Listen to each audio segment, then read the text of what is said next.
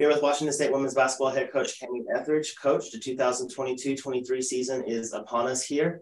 Very exciting times here on the Palouse and for your program. Big aspirations ahead for you guys this year after making back-to-back NCAA tournaments for the first time in school history.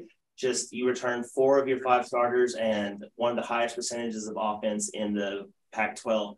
So just kind of opening statements here, what are your opening thoughts on the team this season and just kind of how they've looked so far early here in practice? I think you hit it. We when you think back 2 years and we started a group of players that made it to the NCAA tournament during COVID, and then that next year all 5 starters were back. And then fast forward to this year, 1 year later, 4 of those starters are back. And then obviously a 5th player in Tara Wallach, who could very well have been a starter last year. So have some real experience coming back into our program. Playmakers, high IQ players, and what I really think more than anything, just, people that have turned into great competitors. So, I think that bulk, that experience, that little group of players that we have, we're going to really lean on, and we need them to be great. My goal for this team this year is we have got to find a way to score the ball.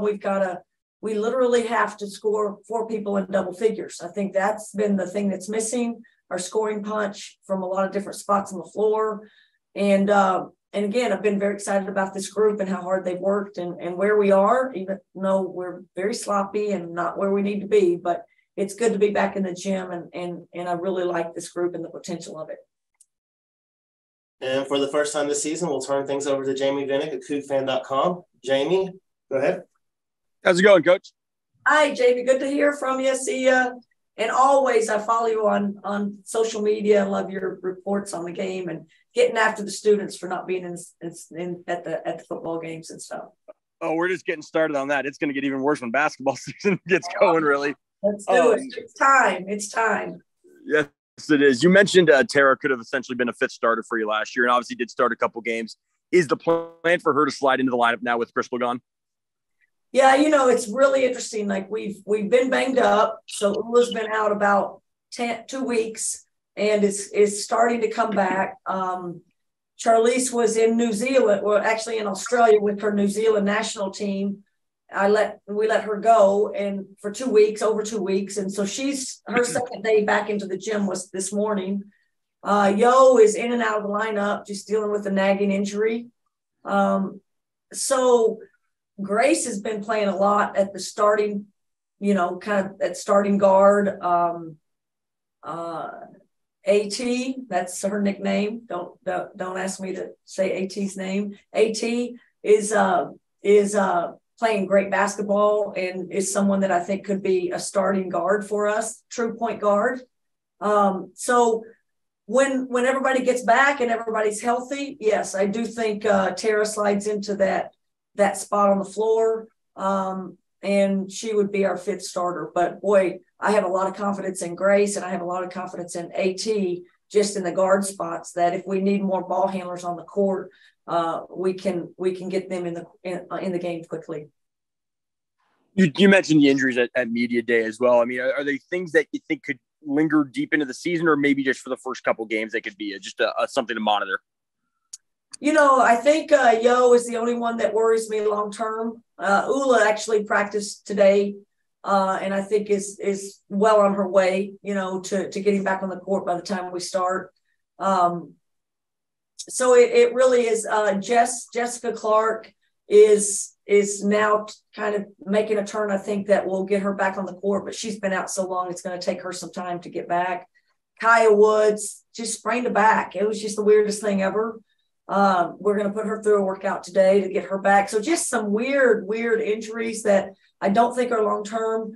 Yo is the one, just kind of some chronic stuff with her legs that we can't quite get a handle on and can't quite make her feel more comfortable. She fights through a lot of the pain. We're going to need her to, but for her to be a great player for us and to shoot the ball the level that she's always shot it, you don't just not practice and show up at games and shoot it well. You gotta put some time in, and obviously the more time in of being on your feet and using your calves and legs, it can put some strain on those body parts. So we're just going to have to figure out how to manage it. But gosh, we need her back, and we need her healthy. You mentioned AT and then also a couple other freshmen. How do you kind of see them contributing this year? I mean, do you expect them to play big roles, or is that going to be on the fly as it goes? I think AT is going to play a ton of minutes and play a lot for us. She's just got she's got a great game. Like, doesn't get too sped up. She doesn't, the game isn't too fast for her. She's got a great mind. We've thrown a lot at her, and she can get us into things. Shoots the three pretty well, so you can't, and then can keep her dribble alive and really attack the rim as well. So she's kind of a player that we couldn't, really, really happy with. Kira Gardner is a really unique, just special athlete. Long, when she figures out defense and really wants to work at it, and she's doing so much better now than early. Gosh, she could be just both sides of the ball special. But it's taken her a little bit more time. She's not quite as, she doesn't see the game quite like a true point guard does, and as AT does. Same with Lauren Glazier. She's got a little bit of work to do. We play her, and she practices with the post, but she plays kind of that 4 spot 98% of the time, which is facing the basket and having to do all the things that our guards do. In fact, us, we're kind of a 4-guard lineup around a big. So she's kind of that 4th guard, but it's taken her a little bit of time too to catch up to the speed and the physicality of the game, but happy with them. Those two are really unique bodies and athleticism, and get off the floor super quick. I think the potential and the ceiling for both of those players is really high. It's just a matter of probably the health of everybody around them and in front of them. And can we get them some time to get them ready for what might come in the Pac-12? So Kia, one freshman she's out for the year with, she had to put a plate in her foot. And so we're not rushing her back. We don't want to try anything. She'll be back on the court not long from now, but there's no reason to rush her back. We want to just take this year and make sure she's healthy. Awesome, Coach. As always, appreciated. And I'll see you Sunday after Westmont. Great. Thanks so much for being here. Yep, of course. That leads us into our next question, Coach. You do have the unofficial start of the 2022-23 season this Sunday at Beasley. You are going to be hosting Westmont. It's a really solid program. It's making a transition from NAIA to the NCAA Division II. They have recently won a NAIA national championship, so it's a quality opponent that's going to come in here and test the Cougars. What are you expecting to see out of your team this Sunday, and just how excited are you to tip it up and get the ball rolling? I feel like I've changed modes. I went from the Pac-12 Media Day 2 days ago and saying how much I love my team to complete and total fear and worry about everything we don't have in and aren't prepared for. Have so much respect for Kirsten Moore and her program at Westmont. Just phenomenal coach, phenomenal human being. I'm glad we could make this happen. They run a great system. They're well coached. They've got, weapons that we're going to have to account for.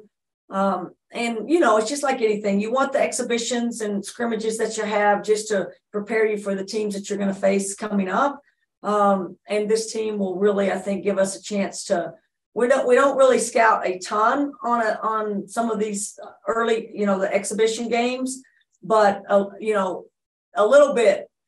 We test our kids a little bit on some of the things that they might see and do, and it's really such a test for us to see where we are. Do we play good position defense, which we'll figure out whatever they're doing to us, and see if we can recover and play and not give them too many easy baskets. But they're going to be solid. They're going to play so hard. They're used to winning. We're going to have to bring our best and play really well to even compete with them, honestly. And I also worry, obviously, we want to get people on the floor. We want to get our young players some minutes. We want to get some kids that are coming back from injury some minutes. And so there's some strategy in trying to it's not all about the scoreboard. It really is trying to prepare all the players that we need to get ready for the first game out. And just kind of just looking a little bit at the 2022-23 home schedule here, some really, really quality opponents that you're bringing into Pullman this season. You start the season November 7th against Loyola Marymount, really good opponent. Then you're having the Pac-12 SWAC Legacy Series against Prairie View A&M, a really good athletic team from the SWAC. Then you're bringing in some big names for non-conference South Dakota State, preseason AP Top 25 team, and a team that won the WNIT last season. And then you're renewing your rivalry with Montana. It's a long-standing rivalry between the two programs. So just how, just kind of what was your thought process putting this non-conference home schedule together? And then how excited are you to just have a full season here, no restrictions, the pandemic's past us, and Coug Nation, Beasley's wide open for Coug Nation? Yeah, I mean, I don't like getting too far ahead. So all those names that you mentioned scare me. And I worry. Now you're going to make me worry the rest of the afternoon. But it's really rich traditions that we're playing. Some teams that are, tremendous athletically, some teams that have just play systems and know how to win so well. South Dakota State and what they did in the WNIT, really a hard team to scout and prepare for, so physical and so tough. Jackson State almost beat LSU in the tournament last year. They can't wait to come up here and try to knock us off. So many good teams, and LMU, starting with LMU, where they just play physical and hard, and we're not going to be ready for some of the things that they're going to do defensively. I'm sure of that. So I like the versatility of who we're playing. I like the different matchups, different styles. All of it matters. It's so important for us to get experience and figure out who's going to score, where we're going to score, how we're going to score the ball better this year, which we haven't done in the past good enough. So it's just, we have a system and we have an expectation. We have a standard in how we practice and what we want to prepare for. We're putting all that in place right now, and you got to hope that carries over to games. And so we got to be ready on Sunday to get ready, and then we got a week to get prepared for LMU. But believe me, the people need to come out. This community needs to get behind this team. I've said it, and every time I've had a chance to speak, it is time for Pullman and our community, our students, surrounding areas to get out to the games for women's basketball. We've put a great product on the floor for 2 years. COVID put a dent in some of the, getting to the stands and getting here. It's off now, and we really need the support. We need the help. We need to make Beasley into an incredibly difficult place for teams to come in here and even think about winning in. So I'm going to keep saying it. We need you. We need you. We need you. Get there starting Sunday.